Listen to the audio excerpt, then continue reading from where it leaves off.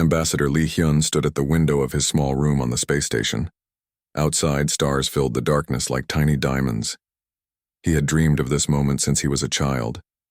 Now, at 42 years old, he was the first human to officially meet with the Galactic Council. The journey to Nexus Prime had taken 3 months. The alien space station was massive, bigger than any city on Earth. It floated in empty space between star systems, a neutral meeting place for the galaxy's most powerful species. Hyun felt small here, but he carried the hopes of 8 billion humans on his shoulders. His quantum beacon blinked softly on his chest. The small device was hidden under his formal diplomatic uniform. Every human ambassador carried one. The aliens could not detect it or block its signals. Earth scientists had made sure of that. Hyun touched the beacon and thought of home.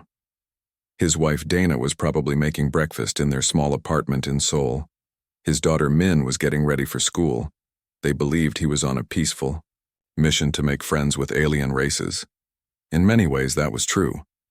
But Hyun also knew the darker truth that few humans understood. A soft chime sounded in his room. The council session would begin in 1 hour. Hyun straightened his tie and checked his appearance in the mirror. He looked like any other middle-aged diplomat from Earth. The aliens would see him as weak and primitive. That was exactly what Earth wanted them to think. The hallway outside his room was filled with different alien species. The Valdari were tall and thin, with pale blue skin and large black eyes. They could read minds, but only surface thoughts. Hyun had trained for years to keep his deeper thoughts hidden. The Korath looked like giant lizards walking on 2 legs. They were warriors who respected only strength. Other species filled the corridor. The Zenthi floated in small spheres of water. The Mokari looked like walking trees with many arms. Each species thought they were superior to humans.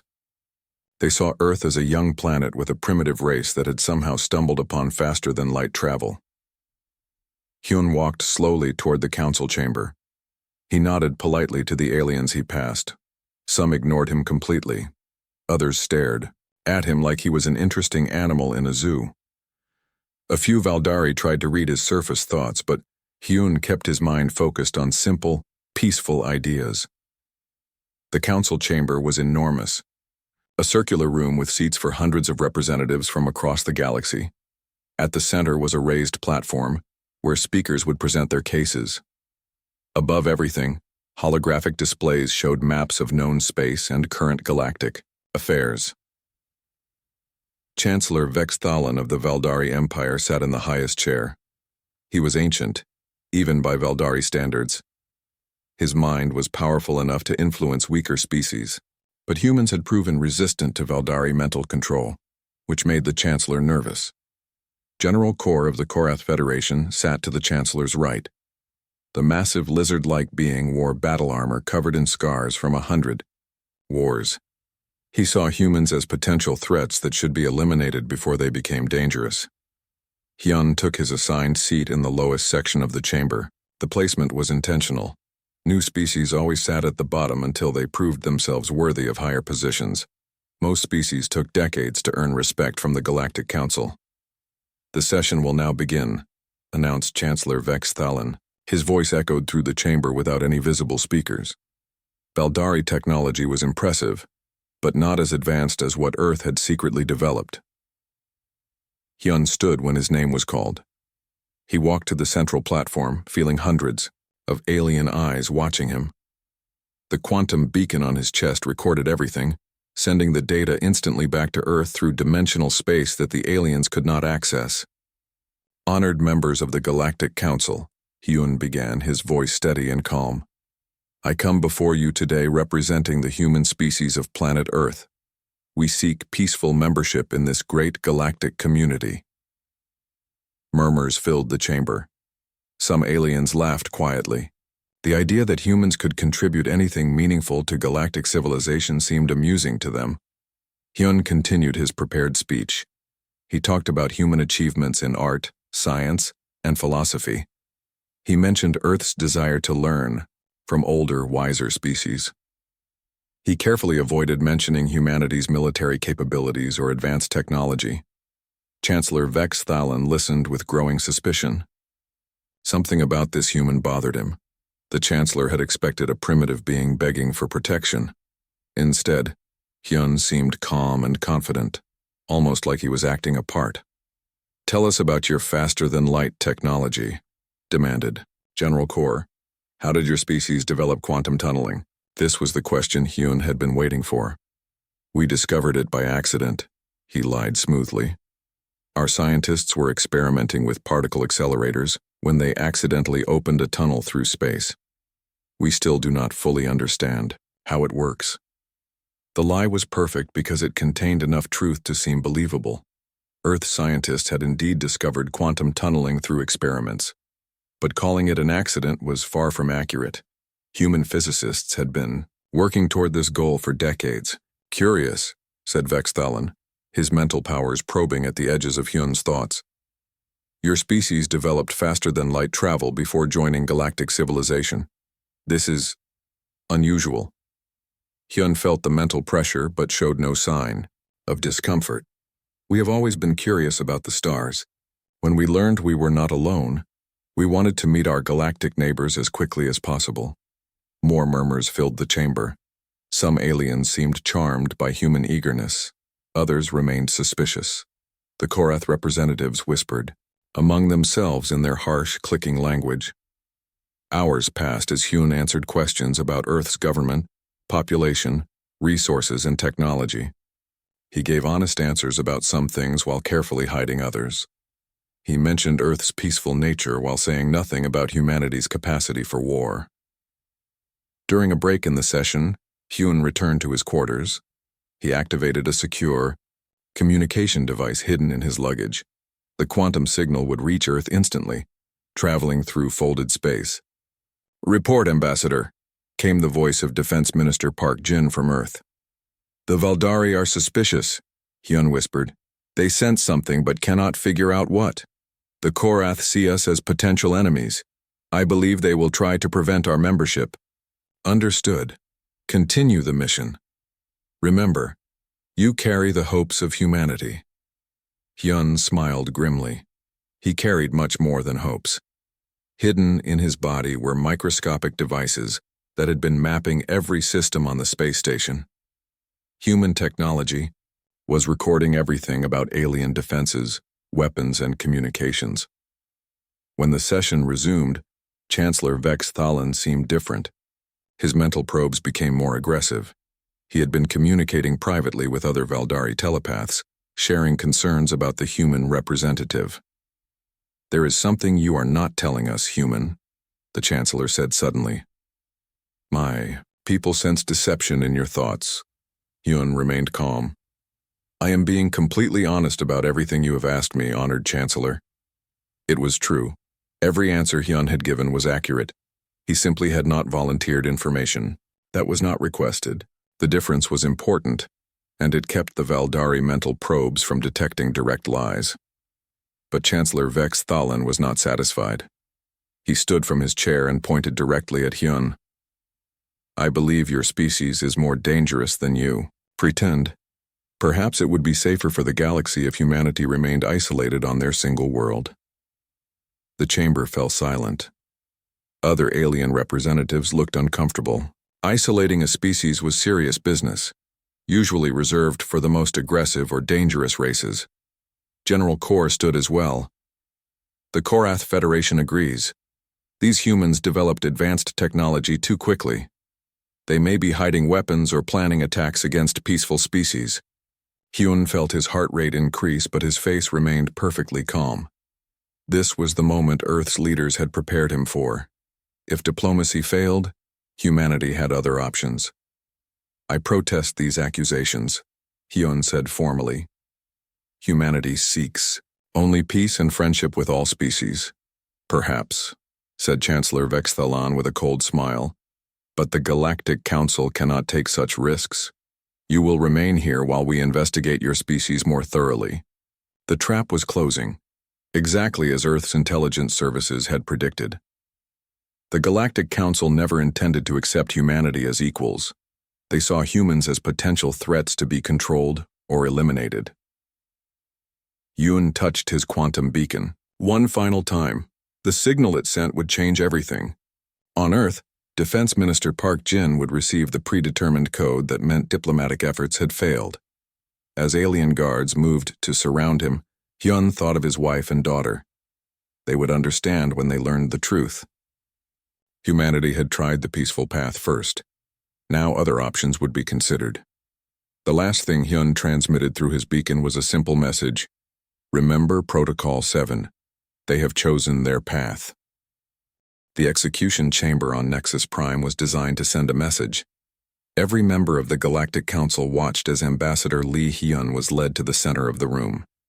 His hands were bound with energy restraints that glowed blue against his wrists.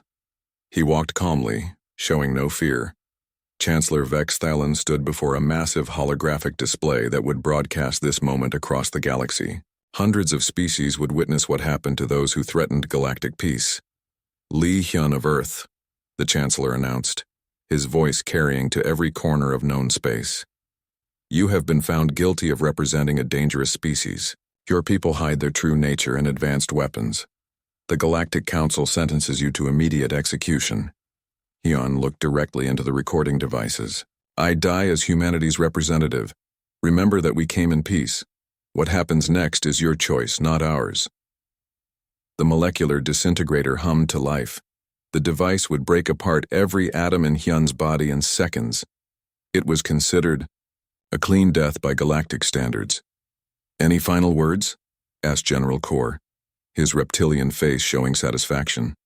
Hyun smiled sadly. "Tell my family I love them, and remember Protocol 7. The beam struck him before he could say more. In 3 seconds, Ambassador Lee Hyun simply ceased to exist. The aliens watched with approval as the first human diplomat became nothing but scattered particles. On Earth, 8 billion people witnessed their ambassador's death through quantum transmission. The signal had traveled instantly across space, reaching every human settlement throughout the solar system. Defense Minister Park Jin stood in the command center deep beneath Seoul. Around him, screens showed the execution playing on repeat. Military officers watched in stunned silence as their diplomatic mission ended in murder. "Sir," whispered Colonel Nam Ho, Park Jin's chief of staff. "The council just declared war on humanity."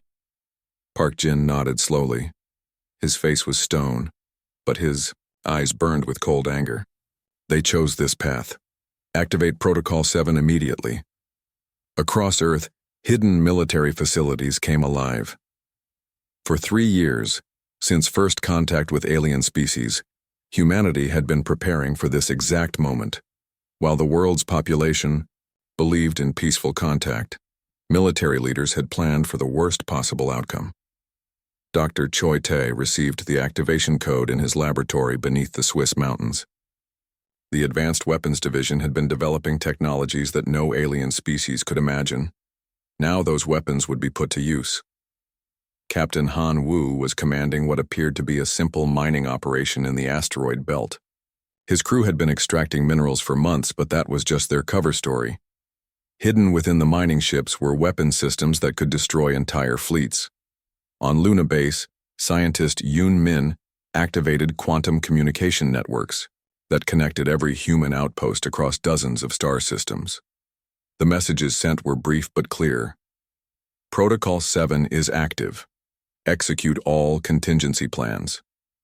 The Galactic Council expected humanity to respond with anger and threats. They prepared for desperate attacks from primitive human ships.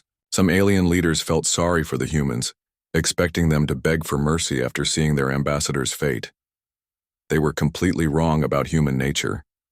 Within 6 hours of Hyun's execution, strange signals began appearing throughout alien space. Korath military bases detected quantum anomalies near their homeworld. Valdari psychics reported disturbing mental echoes from empty space. "What are these readings?" demanded General Kor as his staff analyzed the sensor data. "Unknown, sir," reported his intelligence officer. "The signals seem to be coming from everywhere at once. Our sensors cannot locate the source." Similar reports came from across the galaxy. Every major alien civilization detected the same quantum signatures. The signals were unlike anything in their databases. Most alien scientists dismissed them as natural phenomena. Commander Jiang Su led Earth's most classified military unit. His team had been infiltrating alien communication networks for 2 years, learning every detail about galactic civilization.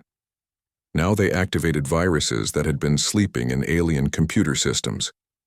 The viruses were based on quantum principles that alien technology could not understand.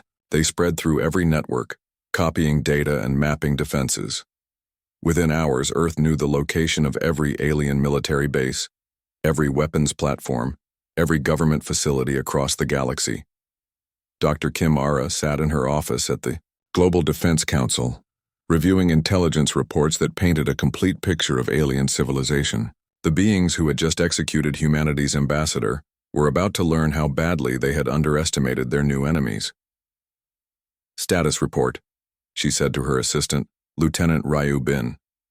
"All infiltration systems are operational," Ryu Bin replied. "We have complete access to Korath military networks, Valdari government communications, and defense systems for 37 other species." Kim Ara nodded. "Begin Phase 1 intelligence gathering. I want to know everything about their weapons, ships, and strategic resources." On Nexus Prime, Chancellor Vex Thelen was beginning to feel concerned. His telepathic abilities were detecting strange mental echoes from across the galaxy. Other Valdari reported similar experiences, brief glimpses of organized, disciplined minds working toward some unknown purpose. "Send scouts to human space," he ordered his military advisors. "I want to know what they are planning." The scouts who approached Earth's solar system found something impossible. According to all intelligence reports, humanity possessed only a few dozen ships and some basic military installations. The scouts expected to find a primitive civilization mourning their dead ambassador. Instead, they discovered that the mining ships in the asteroid belt were actually advanced military vessels. The research stations around Jupiter were weapons platforms. The communication satellites throughout the system were quantum transmission devices more advanced than anything the Galactic Council possessed. "How many ships do the humans actually have?" whispered Scout Commander Vextal as his sensors revealed the truth. His pilot checked the readings 3 times before answering. "Sir, I count over 400 military vessels, and those are just the ones we can detect. There may be more hidden using technology we cannot scan." The scout ship tried to retreat and report their findings, but quantum mines had already surrounded them. The mines had been invisible until activated, using dimensional folding technology that alien science considered impossible. Earth's true nature was beginning to reveal itself. Every peaceful human installation throughout the galaxy was actually a military asset. Colonies that appeared to be simple farming settlements were manufacturing centers for advanced weapons. Research stations were actually bases for human special forces. Admiral Seo Kyung commanded Earth's hidden space fleet from a dimensional pocket near Mars. Her ships existed in folded space, invisible to alien sensors. For 3 years, they had been waiting for this moment. "All units, this is Admiral Seo," she broadcast on quantum frequencies. "Protocol 7 is now active. Begin reveal procedures." Across human space, ships began emerging from dimensional hiding. The aliens had been watching humanity's visible fleet of mining vessels and research ships. They had no idea that Earth possessed a military force larger and more advanced than anything in the galaxy. Engineer O'Dana worked in Earth's most secret facility, buried beneath the Antarctic ice. Her team had been modifying stars throughout human space, changing their quantum signatures in ways that would seem natural to alien observers. Now those modifications would be revealed as weapons. "Solar engineering systems are ready," she reported to Defense Minister Park Jin. "We can destabilize star systems across a range of 50 light-years." Park Jin studied the tactical display showing alien positions throughout the galaxy. The Galactic Council controlled thousands of worlds and commanded millions of ships. But they had made one crucial mistake. They had given humanity 3 years to prepare. "Begin Phase 2 operations," he ordered. The first signs of humanity's response appeared in the Korath home system. Military bases began reporting equipment failures across their entire fleet. Weapons systems shut down without explanation. Ship. Engines stopped working. Communication networks went silent. "What is happening?" roared General Kor as his command center fell into chaos. His technicians worked frantically to restore their systems, but the problems were spreading faster than they could fix them. Unknown to the Korath, human quantum viruses were systematically destroying every piece of technology in their space. Similar failures began occurring throughout Valdari territory. The telepathic species tried to use their mental powers to understand what was happening, but human technology operated on principles their minds could not grasp. Chancellor Vex Thalan felt the first stirrings of fear. The execution of the human ambassador was supposed to send a message of strength. Instead, it seemed to have triggered something far more dangerous than he had imagined. Captain Bei Young led a human strike force that had been hidden near the galactic core for 18 months. His ships looked like harmless exploration vessels, but they carried weapons that could crack planets in half. "Target confirmed," he reported to Earth Command. "Nexus Prime is in range, requesting permission to begin bombardment." The first quantum torpedo hit Nexus Prime's outer defense grid at exactly 14:23 Galactic Standard Time. The explosion was unlike anything the aliens had ever seen. Instead of fire and debris, the detonation created a bubble of twisted space that consumed matter at the atomic level. Chancellor Vex Thalan felt the station shake around him. Emergency alarms filled the air as his staff ran in panic. Through the observation windows, he watched in horror as 3 of the station's defensive platforms simply disappeared into quantum voids. "Report!" he shouted at his military advisor. "Unknown. Weapons, sir," came the trembling reply. "Our shields had no effect. The attacks came from empty space. We cannot locate the source."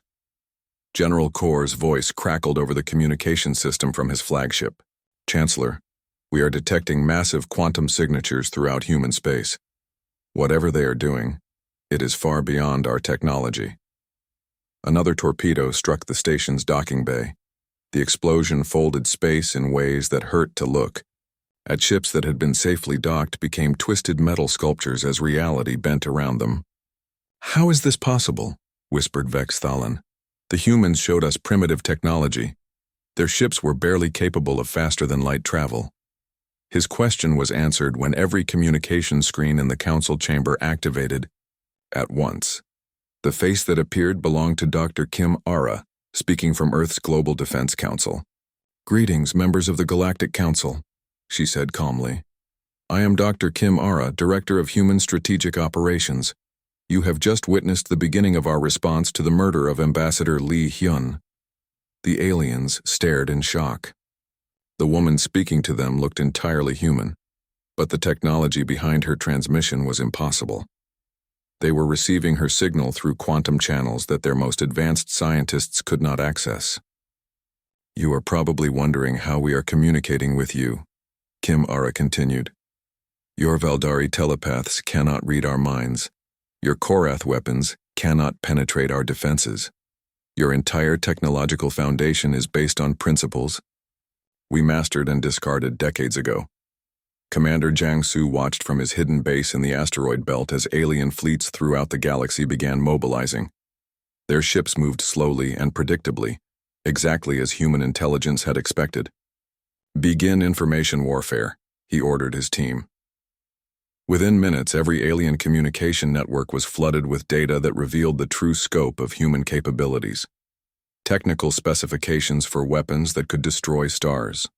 Blueprints for ships that traveled through dimensions. Strategic plans that showed human forces already positioned near every major alien world. The Korath High Command received detailed schematics of their own military bases, showing how human infiltrators had been mapping their defenses for years. The plans included the locations of secret bunkers that even most Korath generals did not know existed. Valdari psychics found their minds filled with images of human technology that operated beyond their understanding. They saw weapons that attacked thoughts themselves, defenses that existed in folded space, and energy sources that drew power from quantum vacuum. "This cannot be real," gasped General Kor as he studied the intelligence data flooding his systems. No species develops this level of technology so quickly. His science advisor, an elderly Korath named Veltar, examined the human technical specifications with growing dread.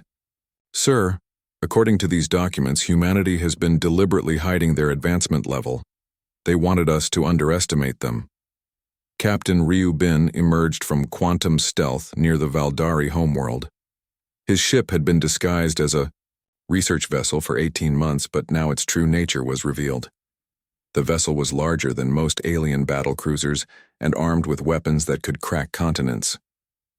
"This is Captain Ryu of the Human Defense Force," he broadcast to the Valdari fleet rushing to defend their world. "Your government has chosen to make itself an enemy of humanity. You have one opportunity to surrender." The Valdari admiral commanding the defense fleet tried to respond with threats and demands.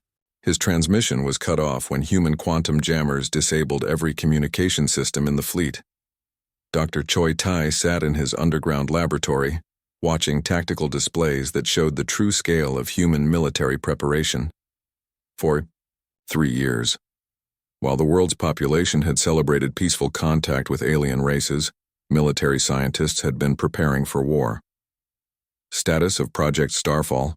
he asked his assistant. "All stellar engineering projects are ready for activation," came the reply. "We can destabilize or enhance star output across 47 systems." The stellar engineering projects had been disguised as scientific research stations studying solar phenomena. The aliens had watched human scientists place monitoring equipment near stars throughout their territory. What they had not realized was that the equipment could influence stellar output. Engineer O'Dana activated the first demonstration from her control center on Earth. A star in neutral space, carefully chosen for the test, began to fluctuate. Its energy output increased by 30% in minutes, flooding nearby space with radiation that would make planets uninhabitable. The display was broadcast to every alien government. The message was clear: humanity could turn stars into weapons. Glasgow. "Galactic Council," said O'Dana, speaking directly to the aliens watching their demonstration. "This star will return to normal in 6 hours. Consider this a small preview of what we can do to any solar system that continues to threaten human interests." On Nexus Prime, Chancellor Vex Thalen finally understood the magnitude of his mistake. The humans had not been weak or primitive. They had been conducting the most sophisticated intelligence operation in galactic history. "How long have they been watching us?" he asked his intelligence director. "Based on the data they are revealing, sir, we believe they have been monitoring our communications since their first contact mission arrived in this system." The Chancellor's telepathic abilities suddenly detected something that made his blood freeze. Human minds were operating from locations throughout the station. The beings he had thought were aliens from various species were actually humans in disguise. "Security alert," he whispered. "There are human operatives aboard this station." Before his guards could respond, the disguised humans revealed themselves. Lieutenant Yoon Min removed her Valdari appearance modifier and stood in the council chamber wearing human military uniform. "I am Lieutenant Yoon Min of Earth Special Operations," she announced. "I have been monitoring this station for 8 months, preparing for this moment." Similar revelations occurred throughout the galaxy. Humans who had been posing as members of various alien species dropped their disguises and revealed their true identities. They had been placed in key positions across alien space, gathering intelligence and preparing sabotage operations. Admiral Seo Kyung's fleet finally emerged from dimensional hiding. The ships appeared around major alien worlds simultaneously, materializing from folded space like ghosts becoming solid. The alien civilians who witnessed this emergence finally understood why their military leaders were panicking. The human ships were enormous, clearly designed for war, and their technology was obviously centuries ahead of anything the Galactic Council possessed. "Citizens of the galaxy," Admiral Seo broadcast to every world, "humanity did not want this conflict. We came to you in peace, seeking friendship and cooperation. Your leaders chose to respond with murder and threats." Her voice carried conviction that made even the most warlike species reconsider their positions. This was not the desperate aggression of a cornered animal. This was the calculated response of a superior force that had been deliberately restrained, until now. General Kor attempted to rally the Korath fleet for a counterattack, but his ships were already compromised. Human quantum viruses had been dormant in their systems for months. Now they activated, shutting down weapons, navigation, and life support. "How is this possible?" he roared as his flagship lost power. "Our security protocols should have detected any infiltration." Colonel Nam Ho appeared on his command screen, wearing the uniform of Earth's Strategic Operations Division. "General, your security protocols were designed by us. We provided the software updates to your systems over the past year. Every improvement to your technology included hidden human code. The systematic revelation of human capabilities continued across the galaxy. Mining ships revealed themselves as weapons platforms. Research stations began broadcasting energy signatures that could only come from military installations. Communication, satellites showed their true nature as quantum transmission arrays. Captain Han Wu coordinated the revelation from his command ship in the asteroid belt. All units begin Phase 3 reveal. Show them what we have really been building. Throughout human space, massive construction projects became visible for the first time. What had appeared to be simple industrial facilities were actually shipyards, capable of producing thousands of advanced warships. Asteroid mining operations were revealed as mobile fortress platforms. The Galactic Council finally understood that humanity had been preparing for this conflict since the moment they learned they were not alone in the universe. Every peaceful gesture, every diplomatic mission, every trade agreement had been part of an intelligence-gathering operation. Admiral Seo Kyung stood on the bridge of the UHFS Vengeance, watching as her dreadnought fleet emerged from dimensional space around the Korath homeworld. The massive ships materialized like deadly phantoms, their quantum hulls reflecting starlight in ways that hurt alien eyes to observe. "All units, this is Admiral Seo," she broadcast to her fleet. "Begin systematic elimination of military targets. Rules of engagement are active. Civilian populations are to be protected." The Korath Defense Fleet tried to respond to the sudden appearance of human warships. Their vessels were impressive by galactic standards, kilometer-long battle cruisers, armed with plasma cannons and protected by energy shields that had never been penetrated. Colonel Nam Ho commanded the lead assault group from his ship, the Soul's Fury. He watched calmly as Korath vessels opened fire with their most powerful weapons. The plasma beams struck human shields and simply disappeared, absorbed by dimensional barriers that existed partially outside normal space. "Target their command ship," Nam Ho ordered. "Single quantum torpedo, minimal yield." The torpedo moved faster than light itself, phasing through normal space to strike the Korath flagship directly. The explosion was silent and beautiful, creating a sphere of twisted reality that consumed the ship from the inside out. In seconds, the largest vessel in the Korath fleet ceased to exist. General Kor watched in horror from his backup command center on the planet's surface. His most powerful warship had been destroyed by a single projectile from an enemy vessel that seemed untouchable. "All ships concentrate fire on the human flagship," he ordered desperately. Every remaining Korath vessel focused their weapons on the Vengeance. Hundreds of plasma beams struck the human dreadnought simultaneously. The energy discharge was visible from the planet's surface, bright enough to create artificial daylight. When the glow faded, the Vengeance remained completely undamaged.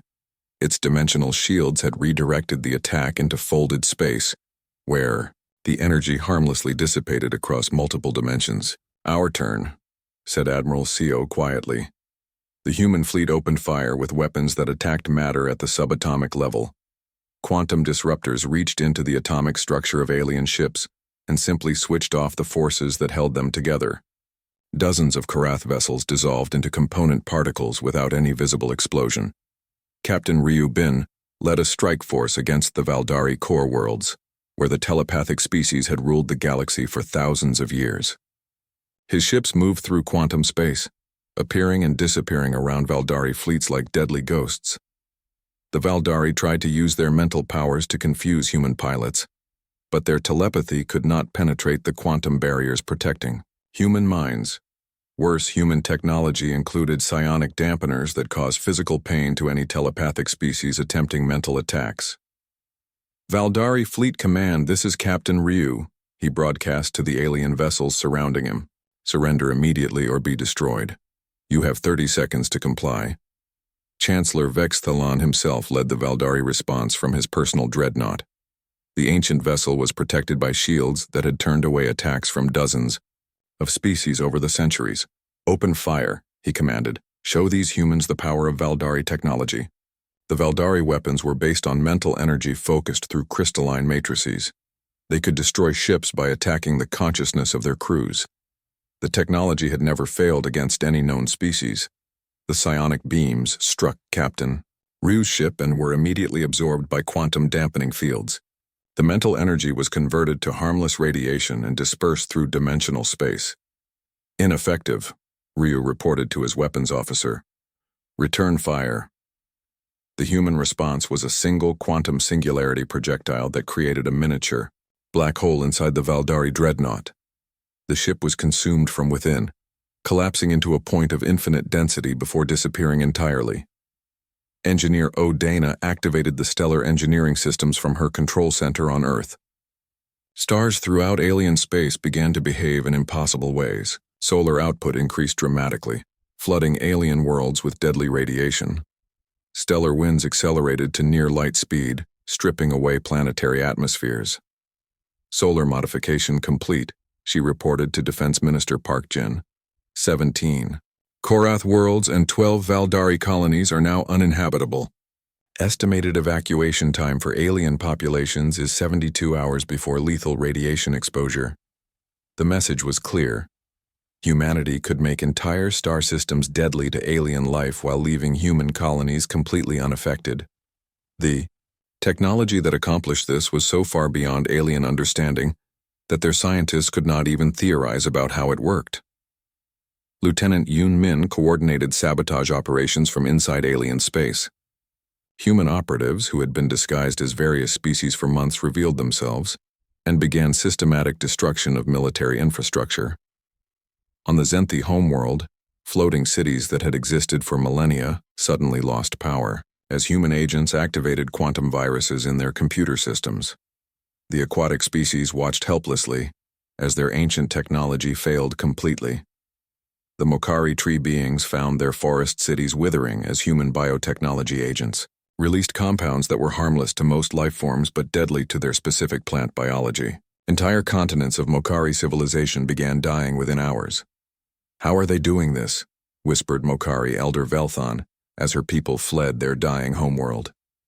We have technology to detect any biological weapon. Her science advisor could only shake his branches in confusion. Elder, the humans are using quantum biology, manipulating life at the subatomic level. Our sensors cannot detect weapons that exist partially outside normal space.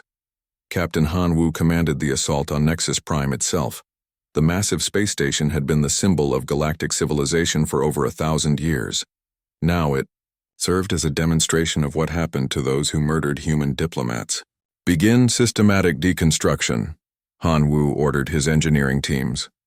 Human ships did not simply attack the station. They began taking it apart piece by piece using molecular disassemblers. The same technology that the aliens had used to execute Ambassador Li Hyun was now being used against them, but on a scale they had never imagined possible. Sections of Nexus Prime simply dissolved as quantum fields broke the bonds between atoms. The station's population watched in terror as their home disappeared around them, consumed by weapons that turned matter back into energy. Chancellor Vexthalon, now commanding the defense from a backup facility, tried desperately to rally the remaining Galactic Council forces. All available ships converge on human positions. We must stop this before they destroy everything. Admiral Seo Kyung received reports of alien fleets massing for counterattacks throughout the galaxy. She studied the tactical displays with professional interest, noting that the aliens were still thinking in terms of conventional warfare. Let them come, she told her staff. They still do not understand what they are facing. The largest alien fleet in galactic history assembled near the Zenthi homeworld. over 3,000 ships from dozens of species, representing the combined military might of the Galactic Council. Captain Bei Young commanded the human response force, a single squadron of 12 ships that emerged from quantum space directly in the center of the alien formation. Alien vessels, Bei Young broadcast calmly. You are ordered to surrender immediately. This is your only warning. The alien commanders responded with laughter and threats. 3,000 ships against 12 seemed like impossible odds, even with advanced human technology. All ships open fire, commanded the alien fleet admiral. The combined firepower of 3,000 vessels focused on the 12 human ships. The energy discharge was visible from 3 star systems away, bright enough to temporarily blind unprotected observers. When the light faded, all 12 human ships remained intact and undamaged. Their dimensional shields had absorbed the attack completely. Our turn, said Captain Bei Young. Each human ship fired a single quantum torpedo. The 12 projectiles moved through folded space, appearing simultaneously inside the hulls of alien vessels throughout the fleet. The explosions created bubbles of twisted space-time that consumed everything within their expanding boundaries. In less than 30 seconds, the largest military fleet in galactic history was reduced to scattered particles and radiation. Dr. Choi Tae watched from Earth as human forces systematically eliminated alien military capabilities across the galaxy. The Advanced Weapons Division had spent 3 years preparing for this moment, developing technologies that could end the war quickly and decisively. Casualty reports? He asked his staff. Minimal, came the reply. Human forces have maintained strict rules of engagement. Military targets only with evacuation warnings for civilian populations. Estimated alien military losses are 97%. Civilian casualties remain under 2%. The efficiency was terrifying. In less than 48 hours, humanity had destroyed the military power that had dominated the galaxy for millennia. They had done it while carefully protecting alien civilian populations, proving that their actions were calculated strategy rather than mindless aggression. 6 months after the execution of Ambassador Lee Hyun, the galaxy was a very different place. The Galactic Council no longer existed. Their great space station, Nexus Prime, had been completely dismantled and recycled into materials for human construction projects. Supreme Commander Park Jin stood in the new governmental center on Earth, looking out at holographic displays showing human fleets positioned around every major world in the galaxy. The transition had been swift and decisive. Most alien governments had surrendered within weeks of seeing their military forces destroyed. Status report, he requested from his staff. General Nam Ho stepped forward with a tablet containing the daily briefings. All major alien military forces have been eliminated or integrated into our command structure. Resistance movements exist on 14 worlds, but they pose no significant threat. The resistance movements were more symbolic than dangerous. A few species continued to fight using primitive weapons and guerrilla tactics, but they were facing an enemy that could manipulate matter at the quantum level. Their efforts were noble but completely futile. Admiral Seo Kyung commanded the occupation fleets from her flagship in orbit around the former Valdari homeworld. The planet below had been transformed from the center of a galactic empire into a peaceful world focused on art and philosophy, rather than conquest. The Valdari are adapting well, she reported to Earth Command. Their telepathic abilities are being redirected toward communication and education rather than mental domination. Population morale is surprisingly high. This was one of the most remarkable aspects of humanity's conquest. Unlike previous galactic empires that had ruled through fear and oppression, humans were actually improving life for most alien populations. The removal of military governments had ended countless local conflicts and reduced suffering across hundreds of worlds. Dr. Lee Sophia led the new Galactic Research Council from her headquarters on Luna. The organization included the brightest scientists from dozens of species, all working together under human supervision to advance knowledge and technology. The Korath have made significant contributions to our material science projects, she reported during the weekly science briefing. Their expertise with crystalline structures is complementing our quantum research beautifully. Former enemies were becoming valuable partners in ways that surprised everyone. The Korath, stripped of their military power, turned out to be brilliant engineers. The Valdari telepaths became excellent teachers and counselors. The aquatic Zenthi proved gifted at biological research. Captain Ryu Bin, now promoted to admiral, oversaw the integration process throughout the former Korath territories. He walked through the capital city of Veltar Prime, observing how quickly the population had adapted to human rule. Korath children played in parks that had been built where military bases once stood. Former soldiers worked in factories producing goods for interplanetary trade rather than weapons for conquest. The transformation was remarkable. "Admiral," his aide reported, "General Kor has requested another meeting." Ryubin nodded. The former Korath military leader had become one of the most cooperative alien officials, helping smooth the transition for his people. The general understood that resistance was pointless, and cooperation offered the best future for his species. HFY. Meeting took place in what had once been Kor's military headquarters, now converted into a civilian administration building. The massive Korath leader looked strange without his battle armor, wearing simple civilian clothes that made him seem less threatening. "Admiral Ryu," General Kor said respectfully, "I have compiled the reports you requested on remaining military equipment in the outer systems." "Thank you, General," Ryu Bin replied. "Your cooperation continues to be invaluable." It was a surreal conversation. 6 months earlier, these two beings had been mortal enemies. Now they worked together to build a more peaceful galaxy. The change illustrated how completely humanity had shifted the balance of power. Captain Han Wu supervised reconstruction efforts throughout the galaxy from his mobile command ship.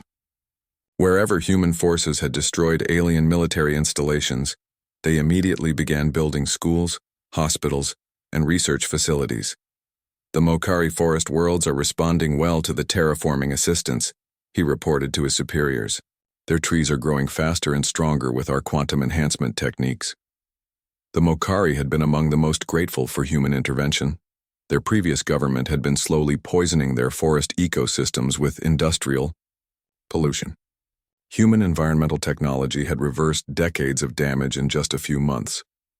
Engineer O. Dana worked on the largest project in galactic history, the construction of a new central government facility to replace Nexus Prime. The station was being built near Earth, incorporating technology from every species in the galaxy. "The design is coming along perfectly," she told Defense Minister Park Jin during their progress meeting. "The new station will be 10 times larger than Nexus Prime and capable of housing representatives from over 200 species. The new station would be called Unity Station, symbolizing humanity's goal of bringing all galactic civilizations together under peaceful cooperation rather than the fear-based control of the old Galactic Council." Colonel Jiang Su managed the security and intelligence networks that kept the new order stable. His teams monitored communications throughout the galaxy, watching for signs of rebellion or external threats. "Intelligence reports indicate high satisfaction levels among most alien populations," he briefed Park Jin. "The elimination of military governments has reduced conflict by 94% across occupied territories. This was perhaps the most surprising result of human conquest. By removing the ability to wage war, humanity had created peace across a galaxy that had known constant conflict for millennia. Species that had fought each other for thousands of years were now working together on joint projects. Dr. Kim Ara traveled between worlds as humanity's chief diplomatic officer, negotiating the details of integration for each species. Her work was delicate, balancing human authority with respect for alien cultures and traditions. "The Zenthi have agreed to share their biotechnology in exchange for access to our quantum communication networks," she reported from the aquatic world of Zenthari. "They're particularly interested in our medical applications." Each species brought unique knowledge and abilities to the new galactic civilization. Humans provided the technology and organizational structure, but they actively sought to preserve and incorporate the best aspects of alien cultures. Chancellor Vex Thalen, the former leader of the Valdari Empire, now served as an advisor to the human administration. His telepathic abilities made him valuable for understanding the emotional state of alien populations. The transition is proceeding more smoothly than I expected, he admitted during a meeting with Admiral Seo Kyung. My people are happier than they were under the old system. This admission came hard to the proud Valdari leader, but it was undeniably true. The removal of military obligations had allowed his species to focus on their natural talents for art, philosophy, and mental disciplines. Captain Bei Young commanded the new Galactic Patrol, a joint force of human and alien personnel responsible for maintaining peace and order throughout inhabited space. His ships responded to emergencies and conflicts with speed and efficiency that the old Galactic Council could never have achieved. Distress call from the Rim territories, his communications officer reported. Natural disaster on Kalari Prime. Volcanic eruption threatening major population centers. All units respond immediately, Bei Young ordered. Emergency evacuation and disaster relief protocols are in effect. Within hours, human ships were evacuating Kalari civilians while alien specialists worked to contain the volcanic damage. The response time and effectiveness would have been impossible under the old system of competing governments and territorial disputes. Lieutenant Yoon Min worked with alien educators to establish new schools throughout the galaxy.